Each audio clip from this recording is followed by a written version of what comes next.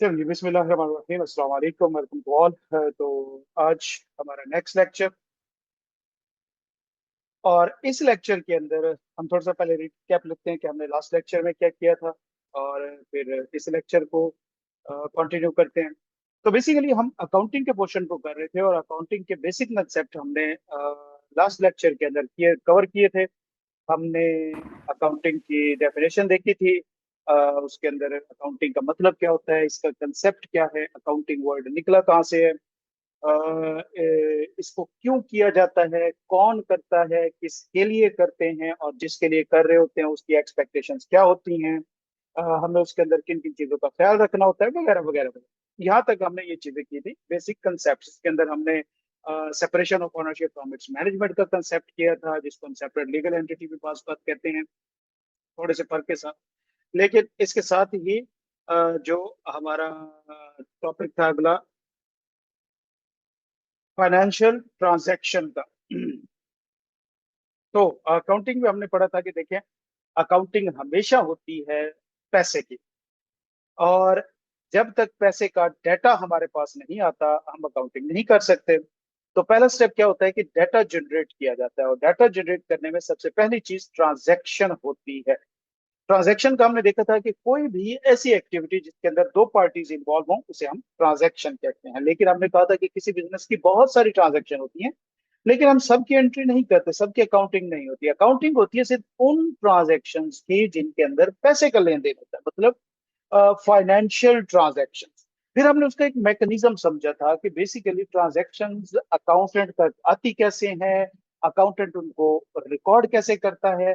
तो हमने कहा था कि जब ये ट्रांजैक्शंस हो रही होती हैं तो एक्चुअली ऐसा नहीं होता कि अकाउंटेंट वहीं पे बैठा होता है सर पे। जैसे ही ट्रांजैक्शन होती है उस डिपार्टमेंट की, अकाउंटेंट को साथ सुना दिया जाता है कि भाई राइट डाउन करो, ऐसा नहीं होता। होता ये है कि आजकल वैसे तो सिस्टम ऑनलाइन है, ऑनलाइन में जब हम इसको ऑटोमेशन में लेके जाएंगे शीट को, तो हम देखेंगे कि किस तरह से प्रैक्टिकली हम करते होते हैं, पीछे लॉजिक क्या होता है हम उसको समझ रहे थे। तो हमने कहा होता है ऐसे है कि तमाम डिपार्टमेंट अपने ट्रांजैक्शन जब भी कर रहे होते हैं तो उनके लिए जरूरी होता है कि हर ट्रांजैक्शन के साथ उन्होंने क्या करना है, एक डॉक्यूमेंट तैयार करनी है, एक एविडेंस तैयार करनी है। क्योंकि अकाउंटेंट का साथ साथ ये भी काम होता है कि उसने एक तो हिसाब किताब रखना है, और दूसरा उसने एक चेक लगाना है कि जो ट्रांजेक्शन हो रही हैं वो ठीक भी हैं कि नहीं है। तो लिहाजा उन्होंने डॉक्यूमेंट बनाना होता है हर डिपार्टमेंट में, और जिसे हम कहते हैं सोर्स डॉक्यूमेंट। फिर हमने कहा कि जब अकाउंटेंट के पास तमाम डिपार्टमेंट से ट्रांजैक्शन की सोर्स डॉक्यूमेंट आ जाती हैं, तो पहला काम अकाउंटेंट उनको क्या करता है, उनको डिफरेंट रजिस्टर के अंदर, डिफरेंट कैटेगरीज के अंदर, डिफरेंट ग्रुप्स के अंदर उनको क्लासिफाई करता है। और अकाउंटिंग के अंदर बेसिकली 7 क्लासिफिकेशन है, किसी जगह पे आपको 5 मिलेंगी, किसी जगह पे 6 मिलेंगी। लेकिन अगर हम इन सारों को देखिए, मैं अब आपको बता दूं होता क्या है कि जो पेटी कैश है और कैश बुक है, नॉर्मली इसको एक ही बुक कह दिया जाता है। और जो मेन जर्नल होता है इसको नॉर्मली अलग से एक बुक नहीं कंसीडर किया जाता, जब खास तौर पे हम ऑटोमेट कर रहे होते हैं, अकाउंटिंग सॉफ्टवेयर पे कर रहे होते हैं अकाउंटिंग। वो क्यों नहीं किया जाता, वो जब हम करेंगे मैं आपको साथ दिखाऊंगा कि क्या एक्चुअली इसकी चीजें होती हैं। अच्छा, तो हमने कहा कि ये total 7 books of prime entries होती है, मतलब 7 रजिस्टर होते हैं जिसमें फर्स्ट स्टेज के ऊपर हम अपने तमाम ट्रांजैक्शन को क्लासिफाई करते हैं। फिर हमने उन बुक्स के नाम पढ़े थे, कौन कौन से थे, sales day book, purchase day book, sale return day book, purchase return day book, cash book, petty cash book, और मेन जर्नल जिसे हम कहते हैं। ये हमारी 7 रजिस्टर होते हैं जिसमें हम फर्स्ट स्टेज के ऊपर ट्रांजैक्शंस को क्लासिफाई करते हैं। ठीक हो गया।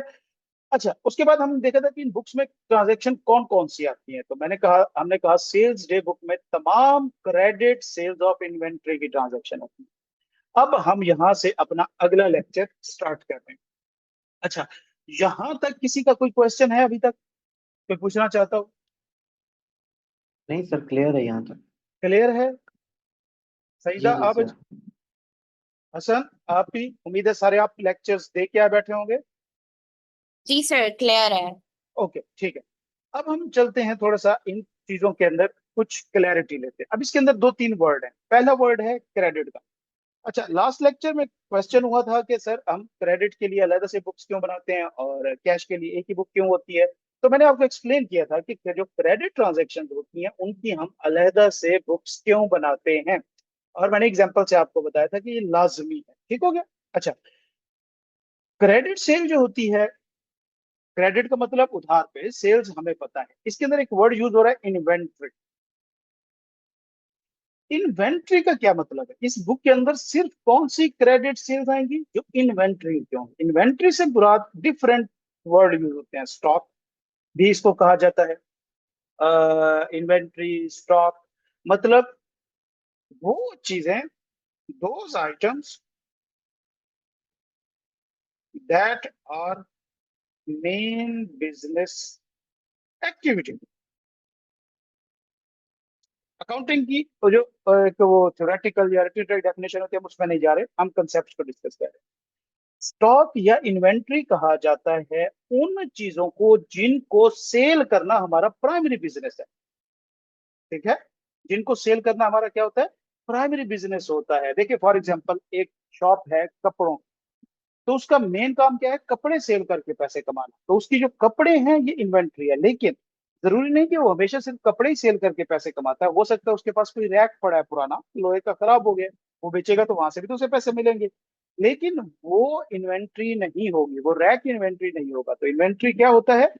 ये वो आइटम्स होते हैं जो किसी बिजनेस की मेन एक्टिविटी होते हैं, जिनको सेल करके बिजनेस अर्न करता है। ठीक हो गया? तो लिहाजा अब परचेज ऑफ इन्वेंट्री, अगर आपने कोई क्रेडिट के ऊपर इन्वेंट्री परचेज किया, जैसे आपने कपड़े खरीदे आगे बेचने के लिए, तो ये कपड़े आपकी इन्वेंट्री है, क्योंकि आपका बिजनेस क्या है?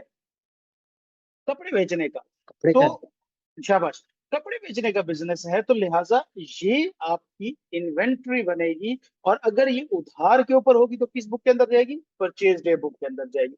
लेकिन अगर आपने कोई गाड़ी खरीदी है, अब मेरी बात सुने गौर से, कि आपका कपड़े सेल करने का बिजनेस है, लेकिन डिलीवरी के लिए आपको एक वैन चाहिए थी, आपने एक वैन खरीदी, तो क्या ये परचेज ऑफ इन्वेंट्री है?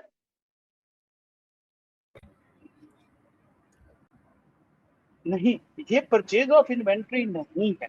ये जो आपने कार खरीदी है, ये एक अलग से आपने आइटम खरीदा। अब अगर ये परचेज ऑफ इन्वेंट्री नहीं है और कार भी आपने उधार पे खरीदी है, तो ये परचेज डे बुक में नहीं जाएगी। अगर तो ये कार आपने कैश पे खरीदी होती तो ये चली जाती है आपकी कैश बुक के अंदर। लेकिन क्योंकि ये आपने उधार पे खरीदी है, तो ये फिर जाएगी आपके मेन जर्नल के अंदर, क्योंकि किसी भी और बुक ऑफ प्राइम एंट्री के अंदर ये एडजस्ट नहीं हो नहीं हो सकती। सकती। शाबाश, शाबाश। अच्छा, आपके माइक में शोर है पीछे से, आसन। कोशिश कीजिए किसी ना साइलेंट प्लेस बैठा करें, क्योंकि ये हमारी जो डिस्कशन है ये टू वे होनी चाहिए, तभी आपको चीजें क्लियर होंगी। अच्छा, ओके। तो इन्वेंट्री का कंसेप्ट हमें क्लियर हुआ कि ये क्या होता है। ये वो स्टॉक होता है जिनको परचेज या सेल करना हमारा मेन बिजनेस है। ठीक हो गया? अच्छा, अब ये जो बुक्स हैं, 7 बुक्स हैं, प्रैक्टिकली ये 7 बुक्स नहीं बनाई जाती। मतलब अगर जब हम वर्किंग कर रहे होंगे अपनी इंस्टीट्यूट के ऊपर और सॉफ्टवेयर के ऊपर, जिस तरह आजकल ऑटोमेटिक अकाउंटिंग सॉफ्टवेयर है, वहां पे ये बुक्स नहीं बनती। सिर्फ एक बुक बनती है जिसको हम मेन लेजर कहते हैं। बाकी सारी इंफॉर्मेशन इसमें से निकल आती है। लेकिन हम इनको देखेंगे कि ये किस तरह से बनती है। अपने कंसेप्ट हम सारे क्लियर करेंगे, कोई चीज मिस नहीं करनी। ओके, तो जो हमारी पहली बुक है सेल्स डे बुक, अगर हम उसका एक फॉर्मेट देखें, अब ये भी ध्यान में रखें कि ये फॉर्मेट स्टैंडर्ड नहीं है। हर कंपनी अपनी मर्जी के हिसाब से बुक बना सकती है। उसके अंदर जो जो कंटेंट हो वो लिख सकती है, और जो जितना दिल करे उसके अंदर कॉलम ऐड कर सकती है। जैसे फॉर एग्जांपल, मैं अभी एक बुक का फॉर्मेट बना रहा हूँ कि ऊपर सबसे पहले नॉर्मली कंपनी का नेम होता है, मैं कहता हूँ ABC लिमिटेड। उसके बाद नाम होगा सेल्स डे बुक। अब सबसे पहले सीरियल नंबर, ये मैं अपना बनाऊं, जरूरी नहीं कि हर कंपनी जो है वो इसको बनाए। एक मिनट दीजिए, ठीक है, सीरियल नंबर डालता हूँ, आगे डालता हूँ डेट, उसके बाद आगे डालता हूँ डिस्क्रिप्शन, उसके बाद आगे डालता हूँ क्वांटिटी, आगे डालता हूँ वैल्यू, आगे डालता हूँ अमाउंट। अब ये मेरी एक सेल्स डे बुक बन तो भी हो गया इसका। इसको फॉर्मेट भी कर लेते हैं थोड़ा सा। अच्छा अच्छा सर, चले। और इसको हम कोई कलर भी हाईलाइट कर देते हैं। चलो, ये हमने हाईलाइट भी कर दिया।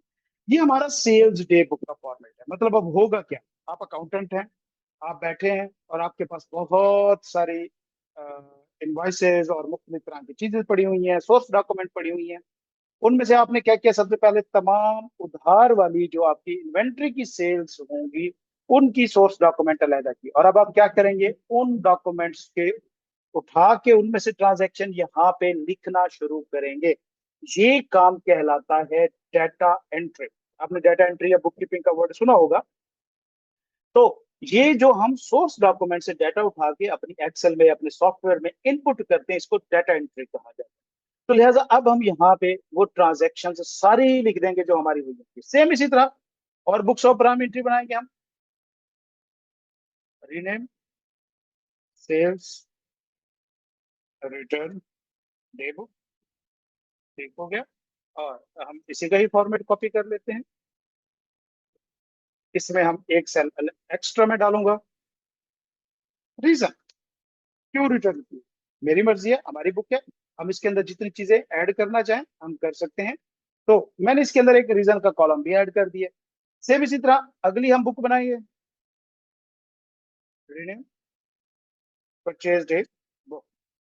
और इसमें भी हम तकरीबन यही चीज कॉपी करेंगे। नाम चेंज करते जाना ऊपर।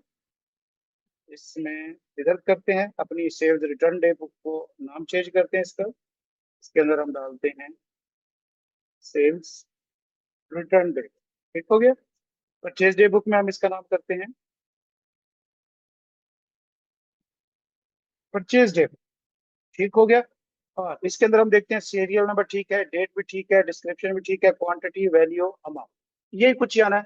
इसमें रीजन का कॉलम नहीं होगा, हम रीजन का कॉलम जो है इसमें से डिलीट कर दें, ठीक हो गया। तो लिहाजा ये हमारा एक फॉर्मेट मौजूद है। इसके अंदर हम तरतीब से चीजें करते जाएंगे। सीरियल का नम कॉलम छोटा करेंगे, इसके अंदर कम इंफॉर्मेशन होती है।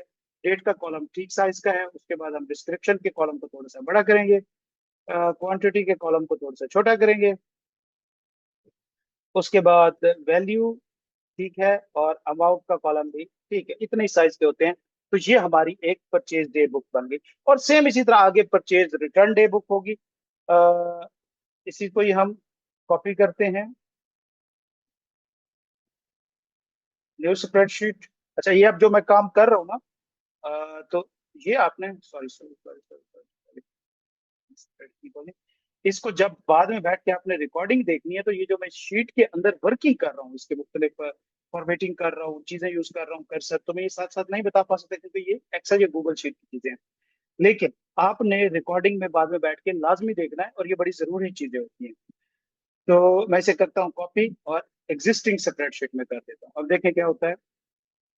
सिलेक्ट स्प्रेडशीट, हम अपनी फॉर्म प्लस, ओके,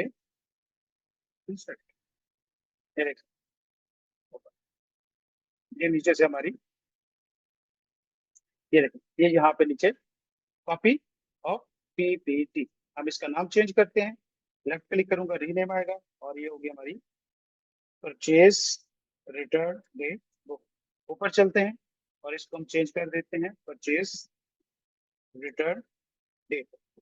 इसके अंदर हम रीजन का कॉलम ऐड कर लेंगे, ठीक हो गया। और इसकी फॉर्मेटिंग करेंगे। तो बेसिकली आपने करना क्या है कि एक शीट बनानी है, मेन एक शीट बनाई, उसके बाद बस आगे उसी को कॉपी पेस्ट करते जाएं। क्या कहते हैं, उसकी फॉर्मेटिंग भी सेम रहेगी और बाकी चीजें भी सेम रहेगी। उसके बाद जो हमारी कैश बुक होती है ना, वो बेसिकली थोड़ी सी डिफरेंट बनती है। अब ये आप देखें कैश बुक कैसे बनती है। ऊपर वही चीज होती है, ABC limited cash. Cash book actually जब हम बनाते हैं ना, तो इसकी दो साइड्स बनती है। एक साइड होती है हमारी रिसीट साइड और दूसरी साइड होती है हमारी पेमेंट साइड। अच्छा, रिसीट साइड में अगर हम देखें, ओके, यहां से एक कॉलम और भी इनके अंदर मौजूद हो सकता है। समझाई? एक कॉलम और भी इसके अंदर मौजूद हो सकता है, मैं एक कॉलम ऐड कर रहा हूँ इनसाइड कॉलम लेफ्ट, और वो होता है डॉक्यूमेंट नंबर। सोर्स डॉक्यूमेंट लाजमी चीज होती है, वो आपने लाजमी डालना है, तो लिहाजा बाकी बुक्स के अंदर भी आप ऐड करेंगे। अच्छा, इस शीट की एक्सेस दी है मैंने आपको? एक चीज बताया मुझे थोड़ा सा। हम्म।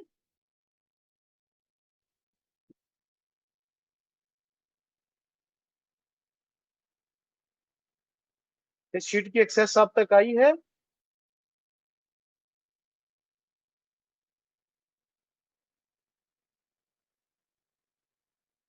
आवाज आ रही है आप लोगों को? जी जी सर, आ रही है बात। अच्छा, मैं सिंपल पूछ रहा था कि ग्रुप के अंदर इस शीट को, शरण जी, मैं आपका ये आपको लिंक भेज रहा हूँ, इस लिंक को आप ज्वाइन करेंगे तो ये शीट आपके सामने एज इट इज खुल जाएगी। ठीक हो गया?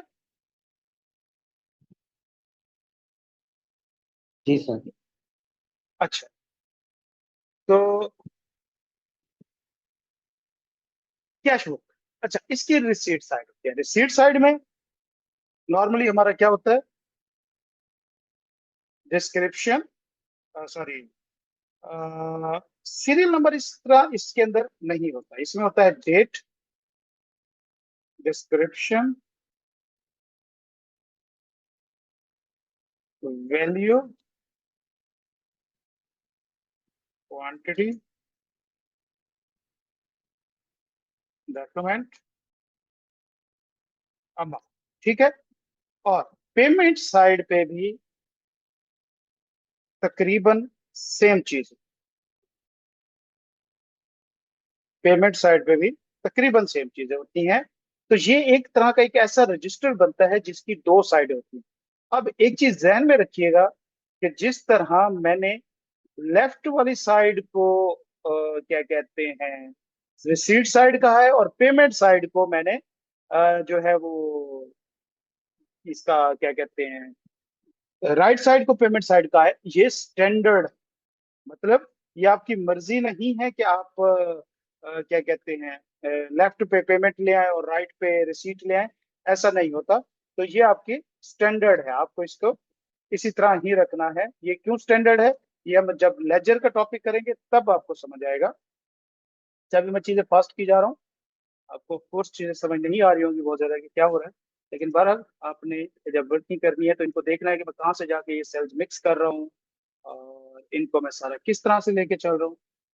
ये हो गया। सर ये जो जहाँ पे आपने, सर जी जी, जी जी, ये बोलो जहाँ बोलो। पे आपने वैल्यू लिखा है, ये प्राइस है जहाँ पे आपने वैल्यू लिखा हुआ है? बेसिकली पर unit price, per unit quantity, कुछ भी कह सकते हैं। ठीक है?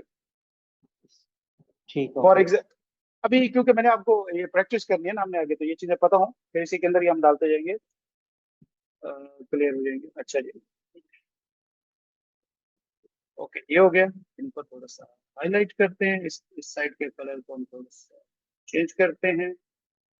कलरिंग आपने हमेशा अपनी प्रोफेशनल रखनी है, पिंक सिंक उस तरह के कलर यूज नहीं करने। ओके, तो ये हमारी रिसीट साइड, और पेमेंट साइड को हम थोड़ा सा रेडिश की तरफ लेके जाएंगे।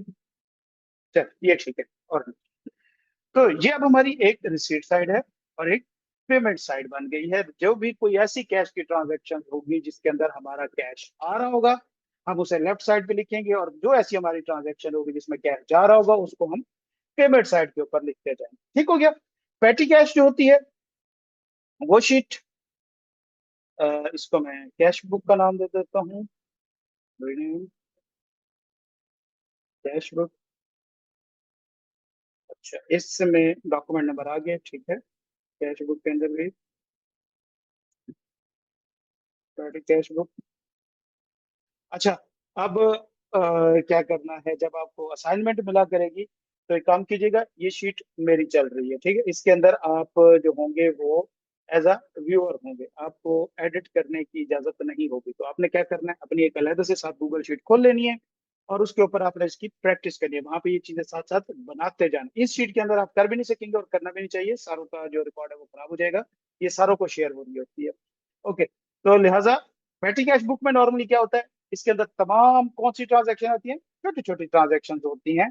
हमारी डेली बेसिस के होगा। ABC limited petty cash book, normally इसमें भी serial number, date, description,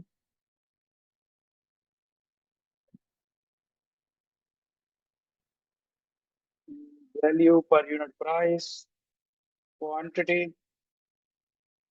amount. Okay, और इसके बाद एक और कॉलम भी इसके अंदर होता है बैलेंस का, और फिर डॉक्यूमेंट। आप इस कॉलम की तरतीब चेंज कर सकते हैं, कोई जरूरत नहीं है कि जिस तरतीब में मैंने लिखा है डॉक्यूमेंट का कॉलम पहले हो सकता है, डॉक्यूमेंट का कॉलम बाद में हो सकता है। बेहतर ये होता है कि आपको किस चीज के अंदर आसानी हो रही है या आपके लिए ज्यादा इंपॉर्टेंट चीज कौन सी है वो आपने पहले लिखनी है। ठीक हो गया, ये हमारी पेटी कैश बुक है। अब सबसे इंपॉर्टेंट बुक जो है ना वो मैं करवाने जा रहा हूं, और वो है हमारा मेन लेजर। और ये वो एक बुक है जो आपने आगे हमेशा बनानी, कोई भी बुक होगी इसके अंदर आपको लाजमी चीजें लेके आनी पड़ेंगी। प्रैक्टिकली हम ये जो पीछे वाली बुक से बनाई है ना, ये नहीं बनाते, हम सिर्फ मेन लेजर की बुक बनाते हैं। और मेन लेजर की बुक हमेशा बनती है डबल एंट्री के फॉर्म के अंदर। मतलब इसके अंदर हम उस तरह ट्रांजेक्शन नहीं लिखते जिस तरह बाकी बुक्स के अंदर लिखे होते हैं, इसके अंदर हम डबल एंट्री पोस्ट करते हैं। ये डबल एंट्री की शेप के अंदर लिखते हैं। मैं आपको एक बनी हुई शीट दिखाता हूँ। मैंने जो पहला लेक्चर दिया था उसके अंदर वो शीट मौजूद थी, लेकिन मैं आपको दोबारा से दिखाता हूँ कि बेसिकली जो क्लाइंट का वर्क हम कर रहे होते हैं, इसमें चलते हैं, चल इसको खोल लेते हैं। क्लाइंट के जब हम काम कर रहे थे बाकी बुक्स नहीं बना रहे होते, हम मेन लेजर ही बना रहे होते हैं, और उसी के अंदर से, जिसको हम जर्नल कहते हैं, उसी के अंदर से हमारी सारी ट्रांजेक्शन जारी होती हैं। ये ठीक है, ये इसके अंदर हम सारी ट्रांजेक्शन इस तरह से रिकॉर्ड कर रहे होते हैं। ये डबल एंट्री की फॉर्म में होता है, डेबिट एंड क्रेडिट। तो लिहाजा इसी का ही फॉर्मेट हम यहाँ से कॉपी कर लेते हैं और इसको ले चलते हैं अपनी बुक के अंदर। तो यहाँ पे ऊपर एबीसी लिमिटेड, उसके बाद आएगा जनाब आपका मेन लेजर, जर्नल, जर्नल कई नाम होते हैं इसके, मेन लेजर, और उसके बाद ये हमारी इसके अंदर कॉलम।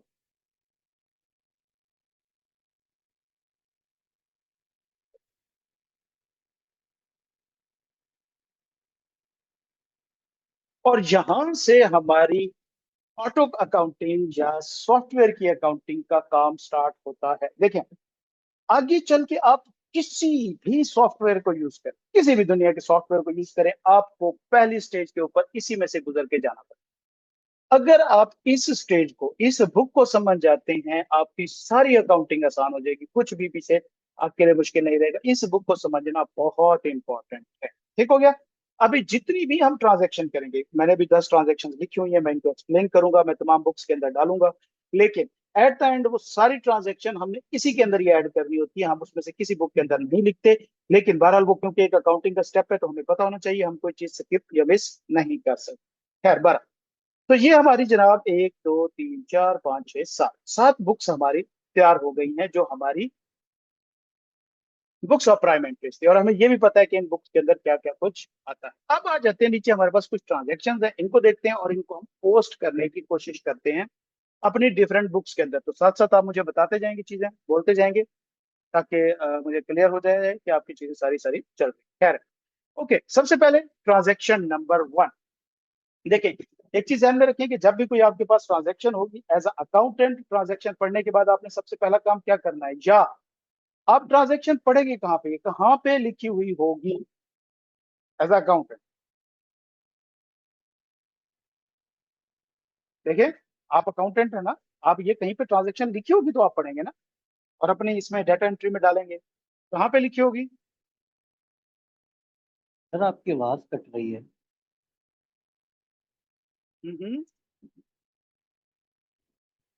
अकाउंटेंट को क्या मैनेजर आके बाय वर्ड ऑफ माउथ बताता होता है कि भाई ये ट्रांजैक्शन हो गई है? जैसे फॉर एग्जांपल, पहली ट्रांजैक्शन हमारी क्या है, the owner started the business sir by आपकी आवाज कट डिपॉजिटिंग रही है। 1 million into the business bank account. Owner ने क्या किया है, कैपिटल कि एक बिजनेस के बैंक अकाउंट के अंदर 10 लाख रुपए जमा कराए हैं, बिजनेस को दिए हैं। अकाउंटेंट के पास ये इंफॉर्मेशन किस शेप में जाएगी? सोचें। सर प्लीज अपना क्वेश्चन दोबारा से हम्म, रिपीट कीजिएगा। कोई तुक्का लगा दे भाई। ओके सर आपकी सर, आवाज I think your wifi is not working properly. तो बेटा आवाज सही नहीं आ रही तो आप मुझे रुके बीच में कहीं पे भी, क्यों परेशान हो रहे इतना? रुके, मुझे अपना वाईफाई चेंज करने दो। मैंने वाईफाई का नाम थोड़ा सा अजीब सा रखा हुआ है अपने हॉटस्पॉट का। बेसिकली स्टूडेंट्स बहुत ज्यादा मांगते हैं। हाँ जी, अब आवाज क्लियर है? जी जी सर। हेलो। सर दोबारा रिपीट कर दें। ओके, तो मुझे बताएं कि भाई ऑनर ने बिजनेस स्टार्ट करना है, और हम ये चीज शुरू में पढ़ चुके हैं। ऑनर अलहदा चीज है, बिजनेस अलहदा चीज है। अकाउंटिंग ऑनर की नहीं हो रही, किसकी हो रही है? बिजनेस की हो रही है। ये हर बार आपने ध्यान में रखना है। आप अकाउंटेंट हैं, ऑनर के नहीं है, किसके हैं? आप बिजनेस में हैं। आप बिजनेस के अंदर बैठे हुए हैं। ऑनर ने बिजनेस के बैंक अकाउंट में 10 लाख रुपए जमा कराए हैं। मुझे बताएं अकाउंटेंट को कैसे बताया जाएगी ये इन्फॉर्मेशन?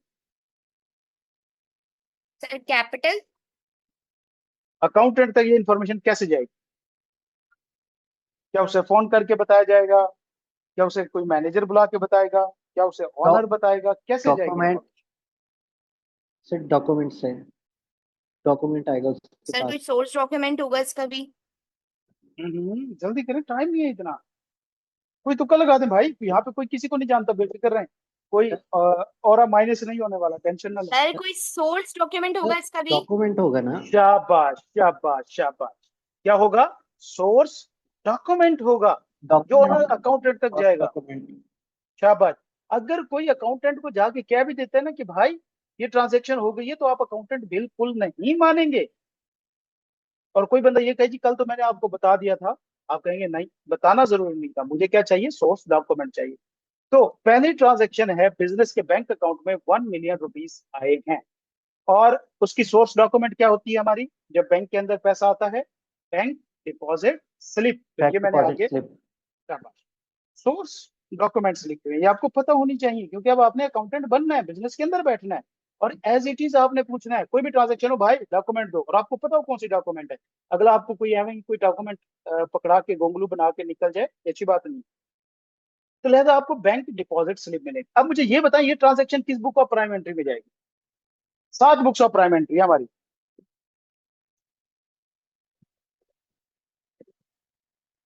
Sir main journal. ठीक है। और कोई?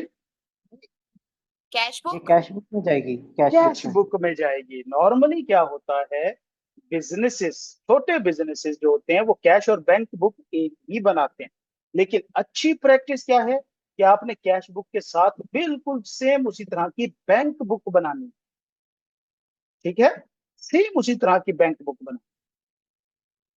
ये हमारी कैश बुक है। आपने कैश की ट्रांजेक्शन इसी में लिख लेना है, इसी को ही आपने कॉपी कर लेना है, एग्जिस्टिंग स्प्रेडशीट। और इसके अंदर जाना है, हमारी काफा इंसर्ट करें। ओके, तो डन हो गया। ये हमारी कैश बुक का ही ड्रैग ड्रॉप करते हैं इसे, इसको रीनेम करते हैं। ये कोई अलहदा बुक नहीं है, आप इसको नॉर्मली कैश और बैंक बुक एक ही कंसीडर होता है। अगर आपका पैसे बैंक में पड़े हैं तो वो भी कैश ही कंसीडर होते हैं, लिक्विड एसेट होते हैं बैंक में। ठीक हो गया? ओके, तो ये ट्रांजेक्शन कहाँ पे जाएगी? हमारी किस बुक के अंदर जाएगी? अब चले कैश और बैंक को अलग कर दें, तो बैंक बुक के अंदर जाएगी। और चलें जी, अब इसको लिखना कैसे? सर तो ओनर बैंक के स्टार्टेड। अंदर भी पेमेंट साइट होगी। जी जी सॉरी, जी बिल्कुल, पेमेंट साइड बैंक बुक में भी तो होती है। सर जब बैंक बुक के अंदर भी पेमेंट साइट होगी। जी बिल्कुल होगी, पेमेंट साइड होगी बैंक बुक में, एग्जैक्टली कॉपी पेस्ट होती है तकरीबन दोनों सेम। ठीक है।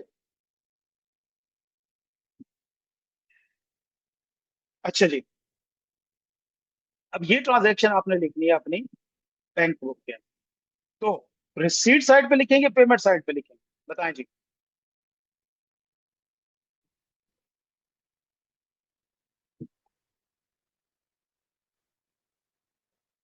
ये ट्रांजैक्शन बैंक बुक की रिसीट साइड पे लिखेंगे या पेमेंट साइड सर पे? ये पेमेंट साइड पे लिखेंगे। क्यों, किसने पेमेंट की है? सर पेमेंट साइड पे है। हाँ हाँ, किसने पेमेंट की है जो ऑनर उसे ने। Payment side? ओनर ने की है, शाबाश। आप कहाँ पे बैठे हो, आप कौन हो, पहले मुझे ये बताओ, आप कौन हो? मैं आपका डेजिग्नेशन पूछ रहा हूँ, मैं मजाक नहीं कर रहा। Who are you? आप कौन हो इस टाइम? जी जी। आप अकाउंटेंट हो, सही है? Student sir. अकाउंटेंट, अकाउंटेंट, इस क्लास में कोई स्टूडेंट नहीं है, हाँ अकाउंटेंट हो आप सब। अकाउंटेंट। आप अकाउंटेंट जी हो, आप जी। कहाँ पे बैठे हो, ऑनर के पास बैठे हो, बिजनेस के अंदर बैठे हो? जी जी। बिजनेस में। बिजनेस में बैठे हो। अच्छा, बिजनेस में जब बैठे हो, अकाउंटिंग किसकी कर रहे हो, ऑनर की कर रहे हो, बिजनेस की कर रहे हो?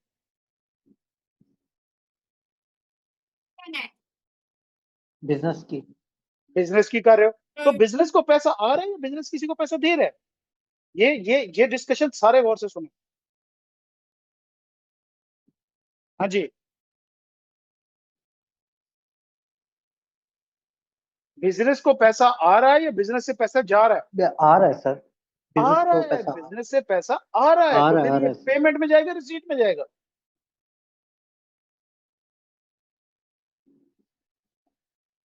रिसीट में सर। रिसीट में जाएगा, शाबाश। तो लिहाजा हम इसको रिसीट साइड पे लिखेंगे। डेट कोई भी हो सकती है, उसके बाद डिस्क्रिप्शन,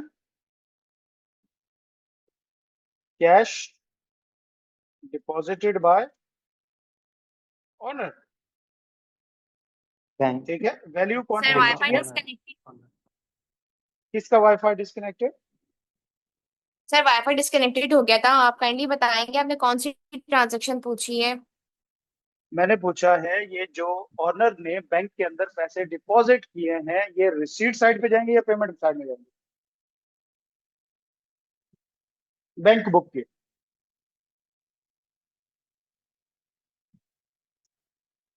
तो उसका आंसर जो है पूरे डिस्कशन के अंदर हमने ये डिसाइड किया है कि ये रिसीट साइड पे जाएगा, क्योंकि आप अकाउंटेंट हैं, आप बिजनेस के अंदर बैठे हैं, आप बिजनेस की अकाउंटिंग कर रहे हैं, तो बिजनेस को पैसा रिसीव हुआ है।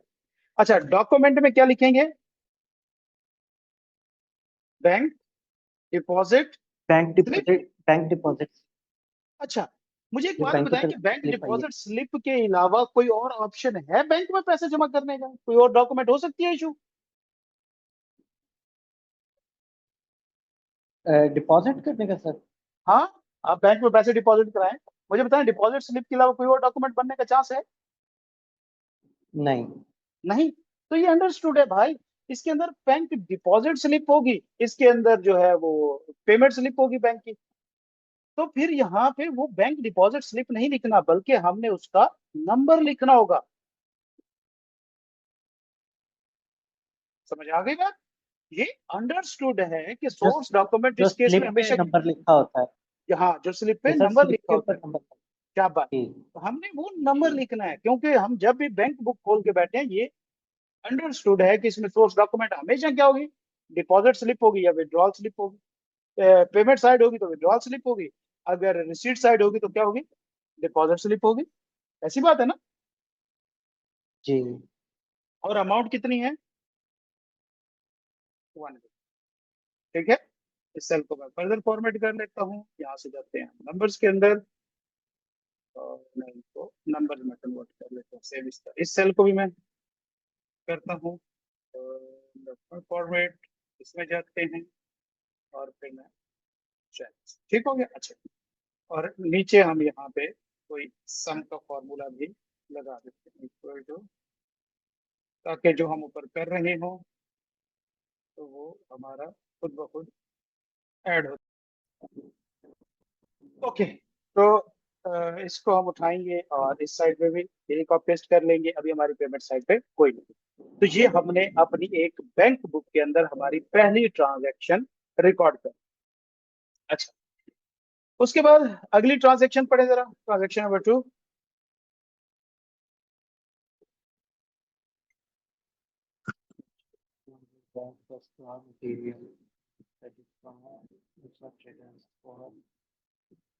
हाँ जी, क्या ट्रांजैक्शन है? Purchased 200 bags of raw material on credit from Alpha Trader for 150,000। कौन सी ट्रांजैक्शन है?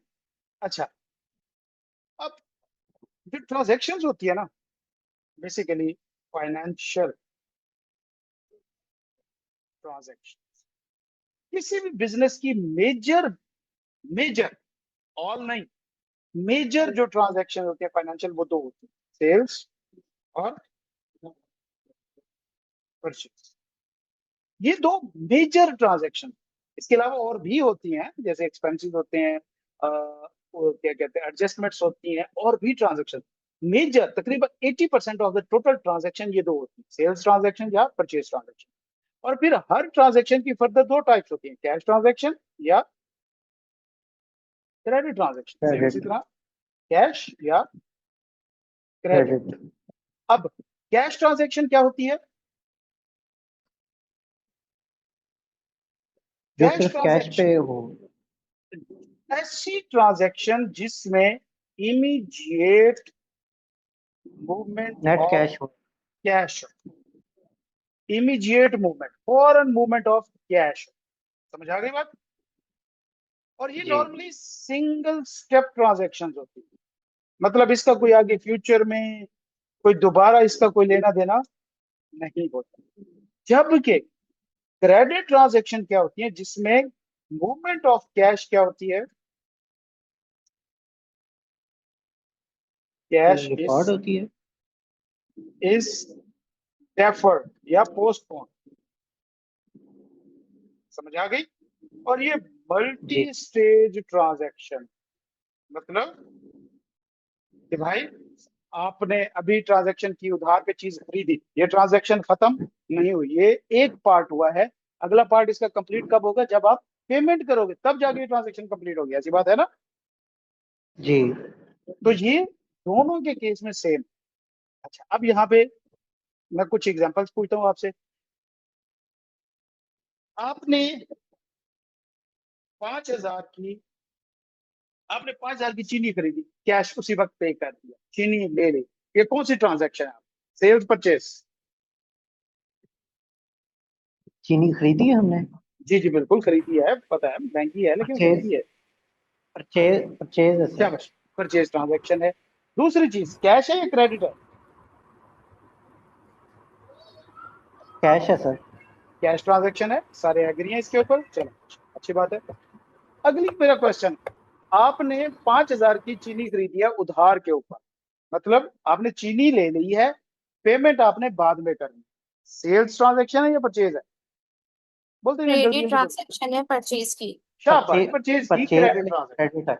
माशाल्लाह, जीनियस जीनियस। अगला क्वेश्चन, आपने 5,000 रुपए दे दिए हैं, चीनी बाद में आके ले जाएंगे, कौन सी ट्रांजैक्शन है? ये कैश ट्रांजैक्शन है। ना ना, सेल है परचेज है, पहले ये तो बताएं। परचेज। सर परचेज ट्रांजैक्शन नहीं है। परचेज ट्रांजैक्शन, शाबाश। पैसे अभी आपने दे दिए, चीनी आप बाद में लेंगे, कौन सी एडवांस ट्रांजैक्शन है? पेमेंट होगी। हाँ जी एडवांस बिल्कुल, पेमेंट। एडवांस पेमेंट किया आपने। कैश है या क्रेडिट ट्रांजैक्शन, इसे किधर क्लासिफाई एक करेंगे? कैश है। है कैश। कैश। क्या? क्या ये सिंगल स्टेट ट्रांजैक्शन है या मल्टी है?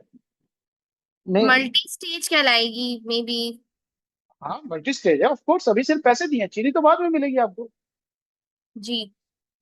ऐसी बात है। तो फिर क्या cash transaction multi stage cash transaction हो सकती है? नहीं नहीं सर, वो सिंगल स्टेज। कस्टमर की तरफ से सर ये कैश ट्रांजैक्शन होगी, लेकिन जो दे रहा होगा उसकी तरफ से तो क्रेडिट ट्रांजैक्शन होगी, क्योंकि उस पर लाइबिलिटी आ जाएगी। ना ना ना, बिल्कुल भी ना। अगर उसने भी कैश लिया है तो उसकी तरफ से कैश सेल होगी फौरन, उसको तो कैश ही मिला है ना। लाइबिलिटी डजंट मीन के क्रेडिट ट्रांजैक्शन हुई है। लाइबिलिटी को आप इस चीज पे ना ले जाएं, थोड़ा सा उसको साइड पे रखें। अभी के लिए जितना कंसेप्ट पड़ा है इसी के ऊपर बात करें। तो पहली चीज क्या आपने ध्यान में रखनी है कि जब भी कैश की मूवमेंट होगी वो हमेशा कैश ट्रांजैक्शन होगी। वो सिंगल स्टेप भी हो सकती है और वो मल्टी स्टेप भी हो सकती है, लेकिन नॉर्मली क्या होती है, इसके अंदर एक वर्ड ऐड करना है, नॉर्मली सिंगल स्टेप ट्रांजैक्शन होती है। समझ आ गई बात? क्लियर है? जी जी सर जी अगर क्लियर सर। है। कैश की मूवमेंट इमीडिएट है तो वो ट्रांजैक्शन आपकी कैश की बनती है। ओके, तो हमारी दूसरी ट्रांजैक्शन बताएं जी। सेल है, परचेज है? सर परचेज है ये, परचेज। लेकिन शाबाश। क्रेडिट करें। और क्रेडिट ट्रांजैक्शन है, किस बुक का प्राइम एंट्री में जाएगी? Receipt. Purchase book. Purchase day book. अच्छा, अब देखें, जब मैंने परचेज डे बुक बनाना शुरू की थी ना तो मैंने उसके अंदर कुछ स्टैंडर्ड कॉलम डाल दिए थे। अब हम अपनी जरूरत के हिसाब से हो सकते हैं बीच में से कुछ कॉलम ऐड करें, डिलीट करें। वो मैंने क्यों डाले थे? ताकि आपको ब्रेनस्टॉर्मिंग करने का मौका मिले कि भाई किस तरह से हमने चीजों को लिखना होता है। कोई कॉलम जब हम नहीं लिख रहे होते तो उसका क्या मकसद होता है। ठीक है, अच्छा, इधर चलते हैं अपनी परचेज डे बुक। क्या है? Purchase 200 bags of raw material on credit from alpha trader. Purchase day book, serial number 1 डालते हैं, डेट कोई सी भी डाल देते हैं, डेट के फॉर्मेट देखेंगे उसी में डालना होता है। अच्छा जी, क्वांटिटी कितनी है? 200 बैग्स। 200 बैग हैं, शाबाश, 200 बैग हैं। कितना की खरीदी है? 1.5 लाख। 1.5 लाख की। तो 150,000। पर पर बैग कितना बन जाएगा? 750 का। तो ये हमारा 1.5 लाख रुपए। ठीक है, यहाँ तक क्लियर है? जी। कोई क्वेश्चन? अच्छा, अब अगला मेरा क्वेश्चन, डिस्क्रिप्शन में बताएं क्या लिखूंगा। डिस्क्रिप्शन में मुझे बताएं। From. From purchase from alpha traders. Purchase from alpha trader, शाबाश। कोई और बेहतर डिस्क्रिप्शन? सही था। कोई बेहतर सर डिस्क्रिप्शन है इसके? रिसीट। रिसीट। रिसीट से क्या बात? इसमें क्या रिसीट होती है?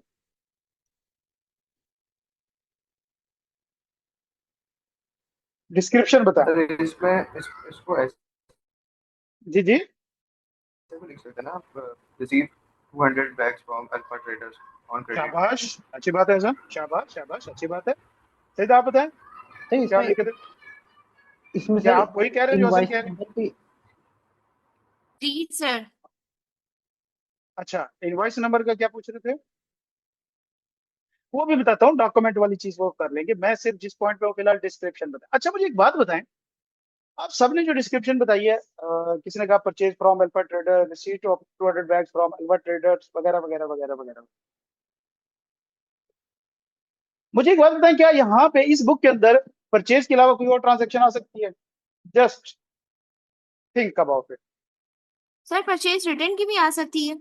ना, उसकी सेल्फ की परचेज रिटर्न डे बुक नहीं है। सर, उसकी बुक अलग है, अलग है, इसमें बुक सिर्फ अलग है, sorry purchase day sir. Book आएगी, इसके अंदर परचेज क्या की परचेज आएगी। के अलावा कोई और ट्रांजेक्शन आ सकती है? No sir. नहीं आ सकती।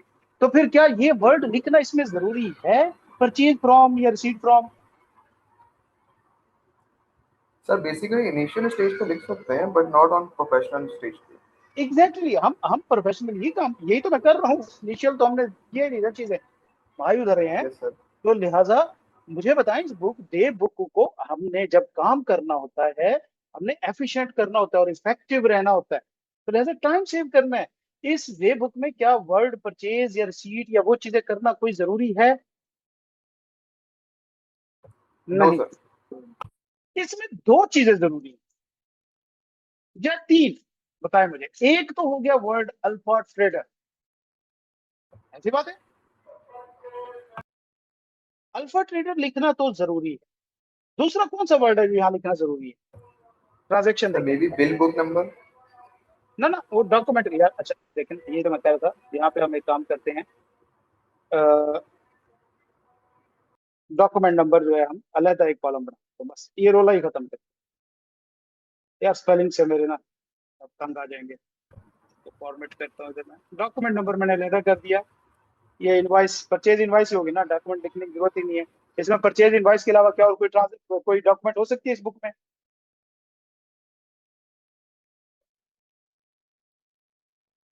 नहीं, परचेज ही है, इसमें सिर्फ परचेज ही है, तो लिहाजा वर्ड परचेज भी यूज नहीं होगा, सिर्फ अल्फा ट्रेडर लिखना। अच्छा, क्या यहाँ पे ये लिखना चाहिए साथ 200 bags of raw material from alpha traders?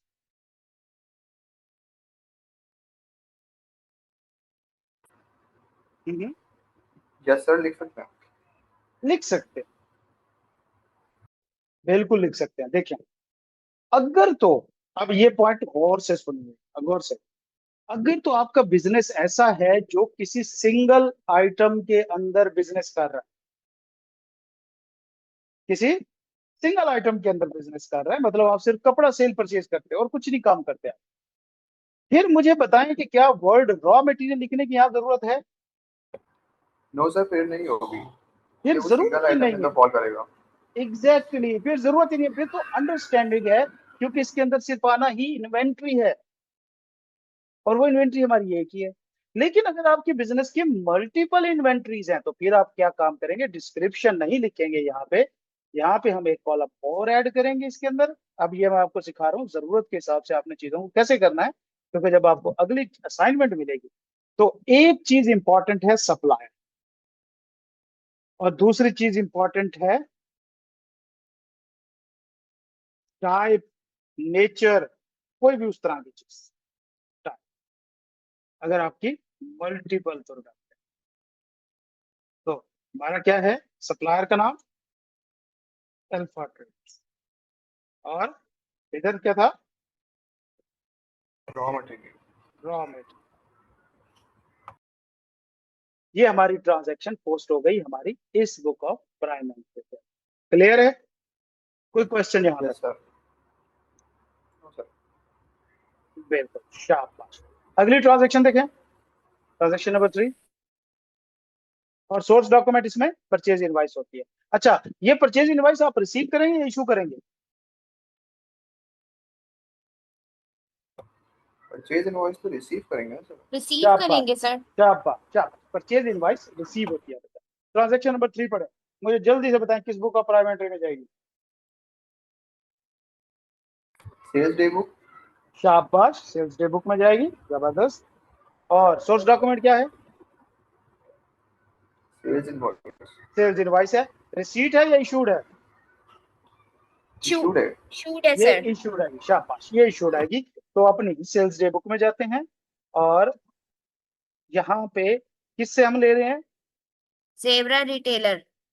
Zebra traders. अच्छा जी, कॉलम इंसर्ट करते हैं, सप्लायर, सॉरी यहाँ पे सप्लायर नहीं आएगा, यहाँ पे क्या आएगा? कस्टमर। और अगर तो आप एक ही चीज सप्लाई कर रहे हैं तो कोई जरूरत नहीं इसकी, लेकिन नहीं तो आप लिख देंगे यहाँ पे कि क्या चीज है। ओके, सीरियल नंबर 1, डेट कोई भी, और उसके बाद कस्टमर नाम क्या है हमारा? Zebra traders.